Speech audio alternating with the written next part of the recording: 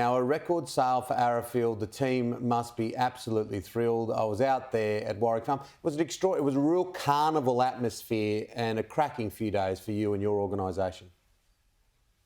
Exactly, yeah, no, it was a great atmosphere and great to be back at Riverside finally after a year's hiatus. And as you say, a marvellous atmosphere, and we were delighted with our sale. We had a wonderful record sale, in fact. We sold 44 horses for just on $22 million, so only just shy of a $500,000 average for 44 horses. So great teamwork involved, but delighted with the result. Jon, what do you put the success of this sale down to? Because, I mean, you look at the last 12 months and then you look at, you know, everything the world's gone through, and then you see the success of the sales this year. It's been extraordinary.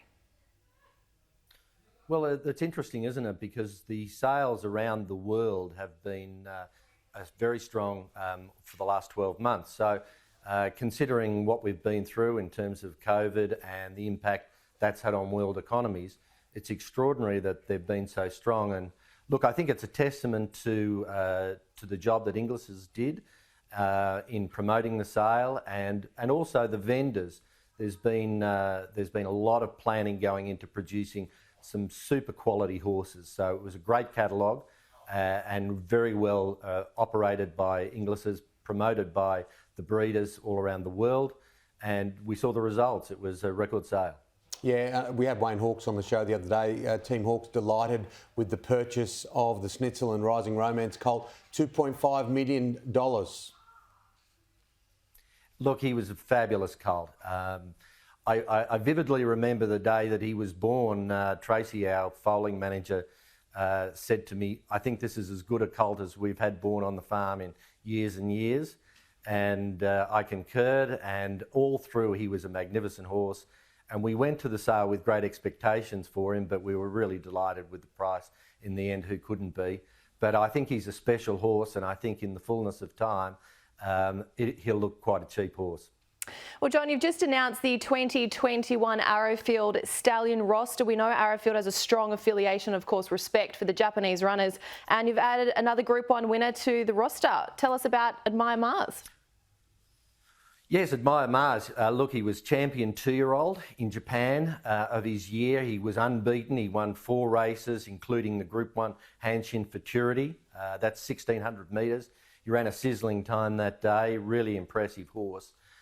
Trained on as a 3-year-old. He went he won the NHK Mile prior to going to Hong Kong, where he defeated Beauty Generation, who was at the top of his game. So he's a really impressive horse.